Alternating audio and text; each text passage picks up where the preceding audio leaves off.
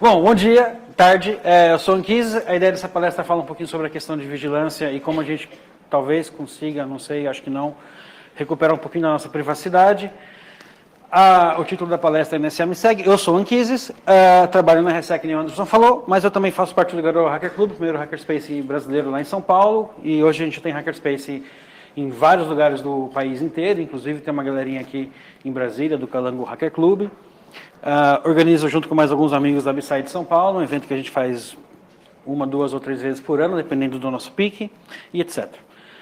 Mas também a palestra podia chamar A CIA Também Me Segue, né? Não sei, ao menos que alguém que esteja vivendo em caverna. Essa semana agora saiu um lote de revelações lá no Wikileaks sobre todo o esquema de espionagem que a CIA também tem, né? O que a gente sabia antes eram os esquemas que a NSA, a agência de espionagem dos Estados Unidos, tinha, né? E agora a agência de inteligência dos Estados Unidos também teve várias informações aí vazadas, né? Que é a grande novidade aí do momento dessa semana, e aí casou com essa oportunidade de palestrar aqui em Brasília, e eu resolvi trazer esse assunto. Então, assim, o que acontece basicamente, né? Assim, em 49, ou seja, bastante tempo atrás, quando o Anderson ainda era novinho, né? O George Orwell, ele criou aquele livro em 1984, onde ele descreve uma sociedade controlada e vigiada pelo governo, né? Ele imaginou uma situação, lembra, 49, né? Assim, não existia nada do que existe hoje de tecnologia, onde as pessoas viviam em suas casas e dentro das suas casas existiam umas super telas, né? Que eram telas pregadas, sei lá, na parede, né? Onde eram usadas pelo governo para vigiar as pessoas e mandar mensagens, tanto de propaganda, quanto, assim, tipo, de bronca, você está fazendo coisa errada que o governo não permite, ou seja, é uma sociedade super vigiada, né? Aí ele cunhou aquele termo que a gente conhece hoje, o Big Brother está vigiando você, né? E aí ele é o responsável pelo surgimento do Big Brother Brasil. Né? Maldito seja ele. Olha o que sobrou pra gente. Né? Foi isso que o brasileiro aprendeu desse livro inteiro. Você vê como as coisas não dão muito certo às vezes. O cara até tinha boa intenção, mas o brasileiro estraga tudo. Aí, fazendo fast forward para os dias de hoje, o que acontece? Continuamos vivendo nas nossas casas, só que em vez de termos telas pregadas na parede, nós temos um monte de computador, smartphone, né, que em vez do governo precisar vir na nossa casa buscar essas informações, a gente manda informação para fora. Entendeu? Se quer saber o que eu estou fazendo, não tem problema. Eu acabei de tirar uma foto e vou postar no Facebook. Né? Eu vou fazer o check-in de onde eu estou. Então, tudo que você precisa saber sobre mim, eu já estou publicando para você. Então, hoje em dia, o governo que ele quiser vigiar a mim ou a nós, ele não precisa mais implantar dispositivos nas nossas casas. Ele simplesmente vai nesses lugares que a gente posta essas informações e pega isso daí. A gente está dando tudo isso de graça. Toda a nossa vida a gente está dando de graça para todo mundo. E às vezes mesmo inadvertidamente, porque o meu celular tem GPS, ele está traçando tudo que eu faço. Se a companhia de telefonia precisa saber onde eu estou, ela consegue rastrear o meu celular e saber que eu estou exatamente aqui. Né? O lado ruim é que eu não tenho muita privacidade, o lado bom é que se eu for sequestrado, a polícia consegue me achar. Mas tem um lado ruim de novo. Né? Então, hoje a gente dá para as empresas, querendo ou não, intencionalmente ou não, todas as informações que elas precisam. E o governo sabe disso e o governo está usando isso. Que foi justamente aí o que aconteceu em 2013 com as revelações do Edward Snowden. Ou seja, ele virou e falou assim, ele escancarou, né, a caixa de Pandora do vigilantismo do governo americano. Ou seja, a NSA, que é a agência de governo americano, ele tem todo um programa gigantesco, multimilionário, de captura de dados, de informações e vigilância de todo mundo, né, de pessoas, empresas, grupos, etc. Então, o mundo inteiro, né, está sendo vigiado e monitorado, não só pela NSA, mas com certeza todos os grandes órgãos de governo, de inteligência, de todos os grandes governos fazem isso. Mas a NSA foi o que teve o azar de ter sido escancarado aí pelo Edward Snowden. Isso também não era muita grande novidade, mas assim, sabia-se que existiam programas aqui ou acolá, que alguém vazava informação, mas o cara levava porrada e abafava a história. mas assim, a história, as revelações do Edward Snowden realmente atingiram, né, uma repercussão muito grande, até mesmo por conta do grande nível de detalhes e o quanto isso afeta a gente, todo mundo, no dia a dia. A famosa história do programa Prisma, né? Vocês devem se lembrar, essa história já é velha, né? E todas as tecnologias que eles criaram para capturar informações de todo mundo, então, assim, vendo todos os e-mails da galera toda, nossos e-mails no Gmail, Microsoft, etc., América Online, empresas que não colaboravam, eles hackeavam, invadiam as redes das empresas para capturar essas informações e por aí vai. Então, todas essas revelações aí aconteceram em 2013. Então, o que a gente ficou sabendo? Não só a gente está dando todas as informações para o governo, para empresas lá fora, que o governo pode pegar, como se a gente não está dando informação suficiente, o governo vem, invade nossos computadores, nossas máquinas e rouba essa informação. Se a empresa não está colaborando, ela vai lá e invade a rede daquela empresa para buscar essa informação. Se ninguém está colaborando, ela vai e invade o sistema de telecomunicação para buscar essas informações que ela precisa para fazer o trabalho dela de vigilantismo, espionagem e chame o que quiser.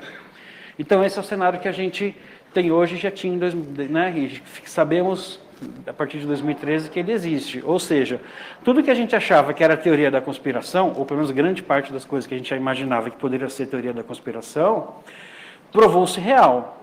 O governo está vigiando a gente. Tá mesmo. O governo lê seus e-mails. Lê mesmo. O governo sabe tudo o que está fazendo. Sabe mesmo. Sabe mais até do que a gente sabe da gente mesmo, né? Então, esse foi o grande susto aí que todos nós tivemos em 2013. E aí o que acontece? Chega agora esse ano, essa semana inclusive, né, e vem os leaks da CIA. Ou seja, a NSA é uma agência de espionagem que está muito mais focada em investigar cenários, grandes empresas ou organizações criminosas, terroristas, etc. E o trabalho dela é muito mais focado em que a gente chama de inteligência de sinais, ou seja, de capturar a informação, trazer e tratar esse tipo de coisa. A CIA, como uma agência de inteligência, ela é mais focada em investigar pessoas, né? Mais focado em obter dados, e no caso aqui, roubar dados, etc., de pessoas para investigar quem que realmente é o fulano, o que ele está fazendo, onde ele está indo, quem são os amigos dele, como que eu monto essa rede de contatos, que de repente pode ser uma rede de grupos que tem interesse em comum e tal. Então esse leak que surgiu agora essa semana, dia 7, se não me engano, né? Acho que terça, sei lá, revela assim uma quantidade muito grande de informações sobre as capacidades de espionagem que a CIA tem. Só para exemplificar, foram mais de 8 mil arquivos que foram vazados para o Wikileaks, e lá falava-se que assim, eles tinham 5 mil pessoas trabalhando nessa área de inteligência cibernética da CIA. 5 mil pessoas provavelmente é maior do que o mercado de segurança no Brasil, para a gente ter uma noção assim, de ideia. É gente pra caramba, gente. Se todo mundo aqui que trabalha aqui no Brasil, vamos ligar para os Estados Unidos, trabalhar lá na área de segurança, a gente não lota, né, a sala lá dos caras da CIA, provavelmente, né? Então, assim, é muita gente dentro de uma única agência fazendo espionagem cibernética em cima da galera, né? É muita gente. E aí, assim, o que isso significa, né? Assim, basicamente, assim, que existe todo esquema de monitoramento governamental indiscriminado que monitora todo mundo, desde criminosos, terroristas, até o Papa. Pô, esse Papa é legal, velho. Por que eu vou ficar vigiando o cara? Mas eles vigiam, entendeu? Tudo bem que ele é argentino, mas a gente vigia o cara, né? Então, talvez por ser argentino, para mim já é bom motivo. Meus amigos argentinos que estejam me assistindo aqui, é uma brincadeira, tá? Mas é verdade. E aí, né, líderes governamentais, inclusive de nações amigas, né, isso em 2013 ficou sabendo que o governo americano já vigiava a Angela Merkel, que hoje ela é a líder do mundo livre. Né? Quem que é o maior líder mundial do mundo livre, que defende a liberdade? É uma alemã, não é mais os Estados Unidos, que agora é o Trump doido que está lá. Né? Agora só sobrou para a gente, né, acreditar que os alemães são os caras legais, porque nem os americanos mais dá para a gente acreditar. Então, assim, monitora todo mundo. Não só terrorista, bandido, espião, né? E, normalmente, com a conivência forçada das empresas. É o famoso, né, manda quem pode, obedece quem tem juízo. Eu sou o governo americano, você é uma empresa americana, eu quero que você espione tais pessoas ou coloque tal dispositivo na sua rede que vai capturar dados para mim. Muitas empresas foram forçadas a permitir que o governo americano botasse dentro das suas instalações toda uma infraestrutura para captura de dados. Empresas de telefonia americanas, elas tinham salas específicas da NSA para onde todo o tráfego de rede era copiado, e lá trabalhava o pessoal fazendo análise desse tráfego de rede, tráfego de comunicação entre as pessoas, de telefonia, dados, etc. Né? Yahoo, Facebook, várias empresas, a CEO do Yahoo, ela admitiu publicamente que ela foi obrigada, o Yahoo colaborava com o governo americano por obrigação, mas colaborava. Né? Algumas empresas tentaram falar, não, a gente não colabora, a gente recebeu solicitações, mas não fizemos nada, tentamos evitar, botamos advogados aí, mas muitas foram obrigadas a colaborar. E as que não colaboravam, né, eram invadidas e espionadas. O governo americano, eles têm submarinos nucleares específicos para fazer espionagem, que é o submarino preparado, se não me engano, o USS Jimmy Carter, que ele é preparado para buscar cabos submarinos, né, no fundo dos oceanos e plantar dispositivos de captura de dados. Mano, isso aqui não é para amador, né? O negócio é sério, assim, você não quer passar o que está passando na unidade de informação que está passando na internet do Brasil, não tem problema, eu vou lá no cabo submarino que passa todo o tráfego de internet saindo do Brasil, eu boto um TAP lá e captura a informação, não é problema nenhum. Os caras têm tecnologia e fazem isso desde a Guerra Fria, não é que começou agora não, porque o Snowden contou, tá? Já assim, esse tipo de tecnologia deles já existe desde a época da Guerra Fria. Por exemplo, na época lá de 2013, né, revelou-se que a NSA invadiu a rede do Google, botou TAPs lá, porque o Google começou a fazer SSL, né, para comunicação do usuário com seu Gmail, etc., ser criptografado. Os caras falaram, beleza, velho, eu invado sua rede, né, depois que passou pela camada SSL, eu capturo tudo que está passando entre seus servidores. Né? Então, assim, olha o nível de sofisticação. Entre essas revelações agora, dessa semana da CIA, surgiu assim um pack de revelações, um programa que eles chamam de Fine Dining, que é o quê? É um monte de aplicação conhecida por todo mundo, né, que eles criaram a versão dessa aplicação com Trojan. Ou seja, quem aqui já usou o Notepad do Windows? Né? Os caras têm um pendrive com a versão do Notepad que ele pluga no seu computador e baixa lá, lógico, tem que ter todo um trabalho de espionagem, tal, 007, de chegar no seu computador, colocar lá tal pendrive, ele vai trocar o seu Notepad pelo Notepad dele, que vai espionar a sua máquina. Né? Notepad, Chrome, Opera, Firefox, um monte de coisa. Prezi, ainda bem que eu faço apresentação no PowerPoint. Né? Eu não peguei essa moda do Prezi. Quem aí faz a apresentação com Prezi, ó, tá ferrado, tá espionado. Né? Outra notícia que surgiu agora nesses leaks, né? Eles conseguem espionar, abre aspas, né? Eles conseguem espionar as informações, as mensagens criptografadas do WhatsApp, Signal, etc. Na verdade, não é que eles fazem isso. Eles têm trojans e zero days para invadir os smartphones, tomar controle do sistema operacional, né? Então, toda a comunicação que chega no nosso smartphone, o tráfego é criptografado, mas quando eu começo a ver aqui, digitar e ler as mensagens, essa parte que está na camada de sistema operacional, eles conseguem copiar essas informações, eles têm acesso. Então, sim, de fato, eles conseguem ler os nossos messengers, WhatsApps, Signals, etc. Não porque eles quebraram a criptografia, mas porque eles invadiram minha máquina na camada de SO e aí tem acesso a tudo, inclusive as mensagens que a gente lê. Ou seja, é espionagem geral, né, e indiscriminada. Teve também a história que a imprensa adorou comentar por aí, a questão deles terem capacidade de invadir Smart TVs, né, citaram muito o caso como exemplo, a Samsung, a família F8000 de Smart TVs, que eles têm um trojan específico para TV, que eles chegam também com um USBzinho, tchutchuca lá na televisãozinha, baixa o trojan para a TV, essa TV começa a gravar tudo o que está acontecendo. A versão do Trojan que eles têm, que foi revelado no leak, ele fica capturando sons no ambiente, né? Então conversas, etc., tudo o que está acontecendo. Segundo o leak, eles estavam trabalhando numa versão que também capturasse imagens, né? Pela câmera da Smart TV. E aí, assim, tem uma feature que eles chamaram de, como que é? falso logoff, sei lá, agora me deu branco. Que se você desligasse a televisão, ela continuava ligada.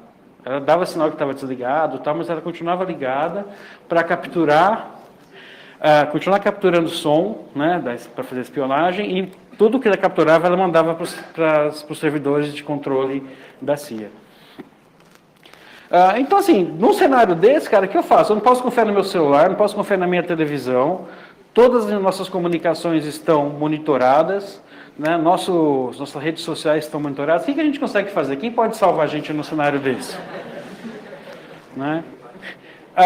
Uma coisa que eu me preocupa é que, assim, por mais que eu tente, eventualmente, limitar a minha exposição, a nossa exposição em redes sociais, etc., a gente barra com a conveniência. Ou seja, existem alternativas livres e, em teoria, mais seguras do que o Facebook como rede social? Existem redes sociais distribuídas, onde você guarda localmente na sua máquina suas informações, meio que um esquema peer-to-peer, etc.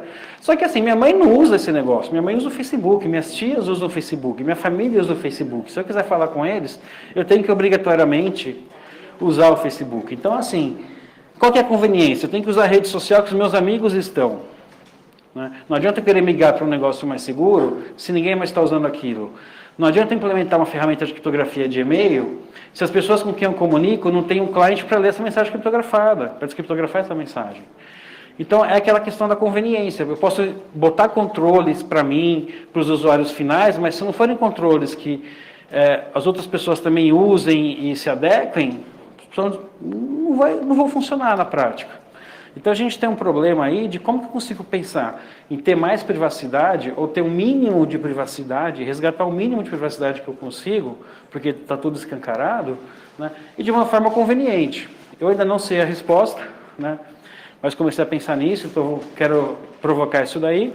Que nem eu comentei, o grande problema hoje é que todo mundo quer postar tudo o que acontece nas redes sociais, faz parte do nosso dia a dia. Eu tenho amigos que você consegue seguir a vida inteira do cara, dia a dia, né, pela rede social. O cara, né, um desses meus amigos está viajando agora para a Argentina, eu tenho certeza que ele fez o check-in no aeroporto de Guarulhos, eu tenho certeza que ele fez check-in na sala VIP, eu tenho certeza que ele já fez check-in no aeroporto lá da Argentina, e por aí vai.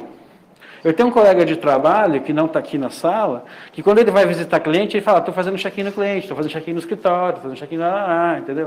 Então, assim, se você não tomar cuidado, todo mundo vigia tudo que você está fazendo. Eu vou almoçar no restaurante tal, você está almoçando no restaurante tal, de repente chega o fulano, e aí, eu vi que você estava aqui e tal, eu resolvi dar uma passada, precisava não dar bunda e tal, vai lá. Né? Porque você fez check-in lá no restaurante, o cara vai lá, sou um amigo e tal. Quem não lembra daquela história de alguém que foi fazer uma festa, um gringo foi fazer uma festa, pôs um anúncio no Facebook e de repente apareceu 6 mil convidados na festa do cara? Não tem uma história dessas assim? Né, nos Estados Unidos é a mesma coisa. Então, assim, quem pode salvar a gente? Né? Vamos migrar para o software livre? Né? É uma alternativa migrar para o software livre? O software livre é mais seguro? Em teoria, ele é. Por quê? Porque o código-fonte pode ser auditado. Agora, quem aqui audita código de software livre nessa sala? Porra, você trabalha com segurança, velho. Quem aqui usa Linux? E vocês não viram o código do sistema operacional que está rodando? Você viu a biblioteca de C? Se tem algum backdoor na sua biblioteca de C? Eu não tenho o background de C. Tá vendo? A gente não tem o background para avaliar esse tipo de coisa. Então, assim, em teoria é mais seguro porque a gente acredita que alguém que manja disso auditou esse negócio. Mas, por exemplo, botar um backdoor em alguma ferramenta, às vezes pode ser um negócio tão bem escondido que nem os caras que manjam disso conseguem achar. Quantas vezes a gente não fica sabendo de bug que foi descoberto agora e que esse bug tem 7 anos de idade, por exemplo? Mas por que ele tem 7 anos de idade? Porque em 7 anos ninguém tinha percebido que esse bug existia. Né? Não é porque ele nasceu agora, ele já está lá há 7 anos. Vamos criptografar, né? Usar PGP, GNU PGP, vamos usar Redditor. São alternativas também para a gente tentar, no mínimo, mascarar com quem a gente está conversando, que sites estamos navegando. Mas quem aqui já acessou Redditor para navegar normalmente na internet? Tá? Normalmente, ver sites normais. Fica muito mais lento. É difícil de usar? Não é. É um plugin que você clica lá, tal, sai usando. Né? Às vezes alguns sites quebram, não abaixa tudo. Né? Mas dá para usar? Dá, mas não é a mesma usabilidade. Então, assim, não dá para virar para minha mãe e falar assim, mãe, usa o Tor. Ela não vai saber usar. Ela já não consegue usar. Desculpa, mãe. Eu tá gravando, né? Alguém me dá um exemplo. Eu não vou poder voltar para casa. Eu vou ter muito que explicar. Não vai pegar uma mãe genérica e falar para ela usar Tor. Ela não vai saber usar. O usuário final não vai saber usar o Tor. Né? Vamos protestar? Vamos. Protestar funciona? Às vezes funciona. Não no Brasil, mas em países normais funciona. Você sair às ruas, protestar, etc. Né? Aqui o gigante acordou, voltou a dormir, né? E ficou por isso mesmo. Né? O que acontece, assim, o que a gente tem que começar a fazer é tentar mudar, né, nos nossos protestos, na nossa manifestação política, a distribuição de poder, porque hoje o que a gente tem? O governo exigindo muito da população, não é verdade? Estou mentindo? Eu sei que aqui estamos no lugar errado para falar esse tipo de coisa, né? Escolhi a cidade errada para falar isso, porque eu vou apanhar na saída.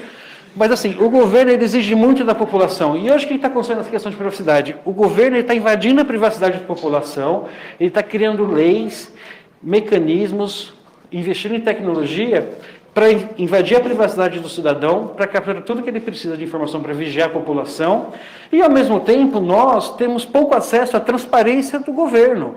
Né? Por que você está fazendo isso? Com qual motivo você está vigiando o Papa? O cara não vai te explicar por que está vigiando o Papa. Entendeu? Com qual motivo você está fazendo isso? Não existe transparência. Então, para a gente tentar mudar um pouquinho a regra do jogo, nós como sociedade, nós temos que exigir privacidade do cidadão, porque eu tenho que ter direito à minha vida privada, eu tenho que ter direito a não ser monitorado e importunado, a menos que eu mereça, que eu tenha feito alguma coisa por merecer, eu estou sendo investigado por um crime, etc., né, porque é interesse da sociedade resolver aquele crime, diminuir aquela ameaça. Mas, assim, o cidadão normal, ele não tem que ser monitorado indiscriminadamente o tempo todo. E o governo, ele tem que dar transparência. Ele tem que explicar por que ele está fazendo isso, com que tecnologia, com que propósito, quem que ele está monitorando e por quê. E isso os governos não fazem, nem mesmo o governo americano, que é o bonzinho da história, em teoria. Então, para a gente virar essa moeda, a gente tem que começar a exigir direito à privacidade, né, e exigir do governo de nosso direito à transparência governamental. Saber o que ele está fazendo. Eu que botei você lá, eu que votei em você. Posso ter votado errado, mas você está lá. Né? Então, assim, a gente tem que ter direito de exigir essas coisas do governo. Então, assim, como que eu conseguiria sair da situação atual, onde estamos extremamente expostos, e tentar recuperar um pouquinho da nossa privacidade? Eu não sei a fórmula, mas começando a pensar essa semana, eu comecei a pensar algumas coisinhas práticas que a gente poderia começar a talvez pensar em fazer, se alguém depois quiser criticar, falar que é uma besteira, tal, tem toda a razão, mas assim, vamos tentar fazer alguma coisa, né? Porque eu não posso ficar sem meu celular, né? Não dá para deixar de confiar no meu iPhone, no meu Nexus, etc. A gente tem que usar esse tipo de coisa. Então, como a gente consegue, talvez, usar de uma forma um pouquinho mais privada? Temos o nosso nome completo, né? No caso de Dom Pedro I, eu peguei o caso de Dom Pedro I porque era o nome maior que eu conheço, que eu me lembro das aulas de história, né? Eu não posso me dar como exemplo porque eu sou um péssimo exemplo. Quantos Anquises vocês acham que existem? Né? Assim, meu nome é muito fácil de ser achado, então eu não sou um bom exemplo. Né? Volmer, né? O Kelvin, sabe? Qualquer um que sabe usar Google descobre a minha vida inteira, descobre a vida do Kelvin inteira, entendeu? A gente não somos um bom exemplo. Mas uma pessoa normal, o que a gente pode fazer? Tem lugares que nós somos obrigados a nos cadastrar com o nome completo. Imposto de renda, banco, não é verdade? Mas um site de e-commerce, no Uber, eu preciso dar meu nome completo para me cadastrar no Uber? Eu posso me identificar no Uber como Pedro de Alcântara. Bom, o Uber não precisa saber meu nome inteiro. Eu já garanto 1/1000, né, de privacidade frente ao Uber. Um outro serviço, né, que de repente eu posso usar outros dos meus sobrenomes. Então, né, por exemplo, no Uber eu sou Pedro de Alcântara, no e-commerce da Amazon eu sou o Pedro Serafim, né, porque tem um Serafim no sobrenome de Dom Pedro I, eu não sabia. Né, graças à Wikipedia descobri isso essa semana, hoje na verdade, de manhã, enquanto eu terminava os slides. Em algumas redes sociais, no meu Twitter, no WhatsApp, no Telegram, se você procurar no grupo do RoadSec, eu sou o Anquises no Telegram com a minha foto, para você ver como eu sou sem noção. Né? Não tenho noção de privacidade. Mas o Dom Pedro I, ele poderia ser o Pedro, com 3, né, para dizer que é Racudão, né, com 3 no lugar do E, 0 no lugar do O. É o Pedro Racudão.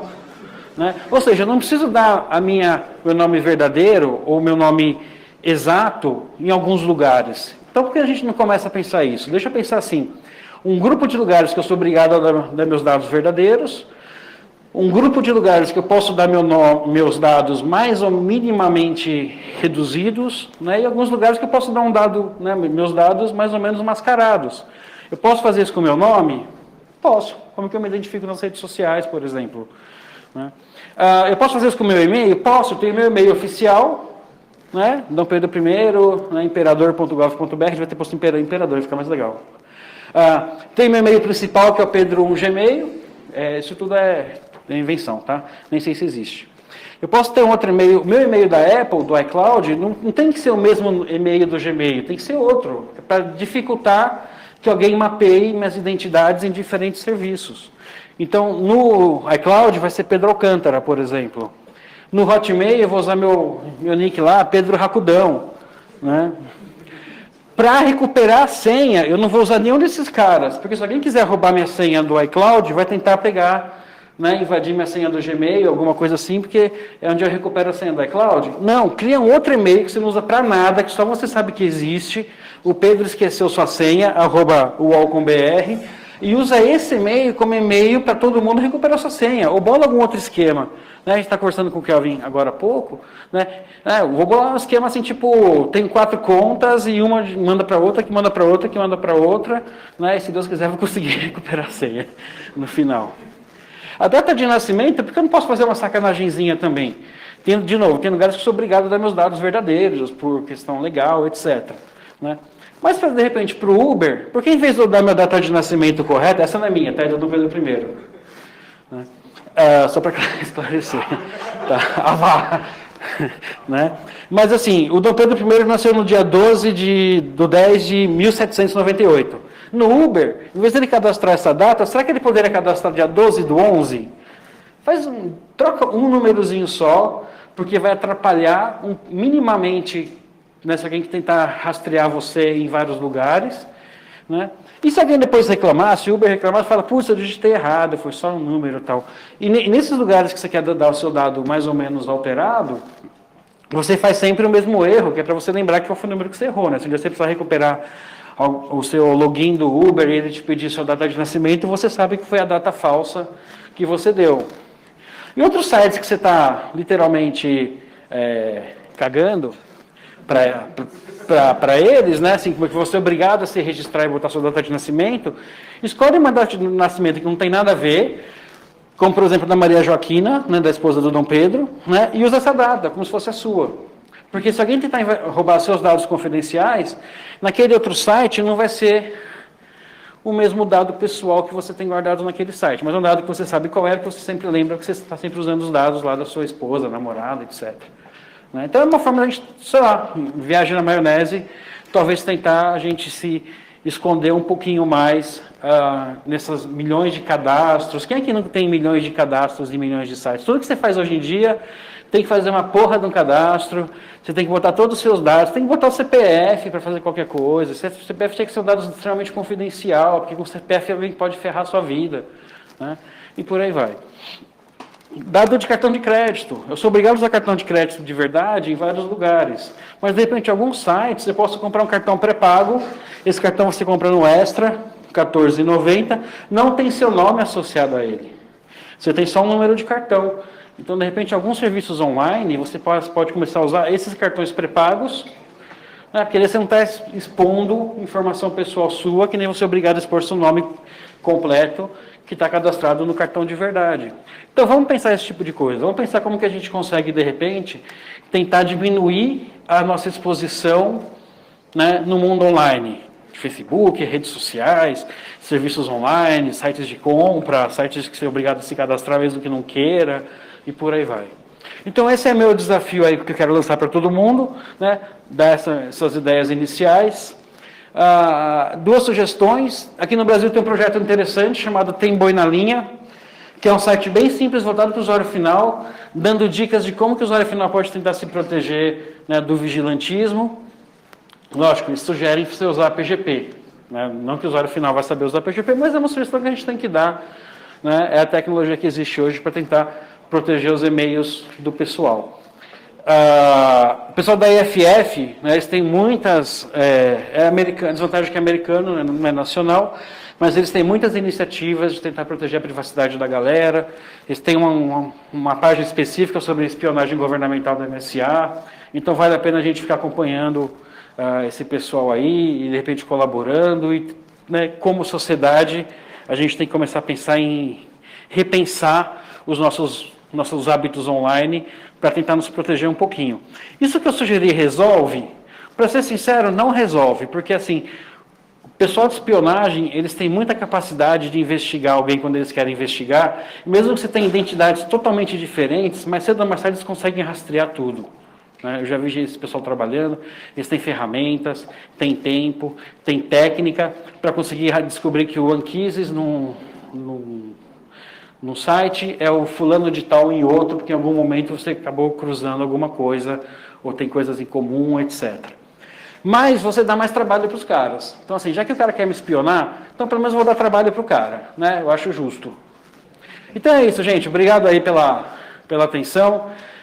Estou aberto a sugestões, críticas, opiniões. Esse é meu Twitter, que você vê, de novo, né? Não tem criatividade nenhuma, né? Mas também tem com esse nome desse, a criatividade toda a minha mãe que usou. Não sobrou nada para mim. Mas meu Twitter é AnquisesBR, meu Facebook é AnquisesBR, meu Gmail é AnquisesBR, né? E tudo que eu sugeri agora eu nunca usei, mas vou começar a me preocupar com relação a isso. E eu recomendo que se preocupem. Só para exemplificar, tem um colega, tem uma pessoa que trabalha na área de segurança, um pesquisador, que publica muito, que todo mundo aqui conhece, só que eu não vou falar quem é, mas que um belo dia, batendo papo, eu descobri que, na verdade, aquele nome dele não é o nome de verdade.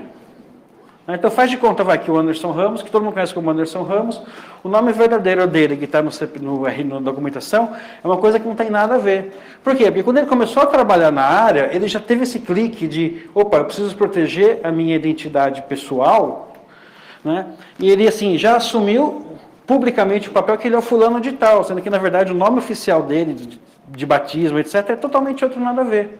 Porque ele está preocupado em proteger a privacidade. Eu tenho alguns poucos colegas que trabalham na área de segurança que não têm Facebook. Um deles, eu sei que, na verdade, ele tem uma conta para falar com a família, que nem eu sei qual é, eu sou super amigo desse cara. Tá? Então, assim, não sei se o Rani está me vendo aqui, né? Mas eu tenho alguns amigos que fazem esse tipo de coisa, porque já tiveram essa preocupação, essa sacada, que a grande maioria de nós não teve, nunca tem, e agora a gente vai começar a se preocupar, porque a gente tem que se preocupar com isso. Legal?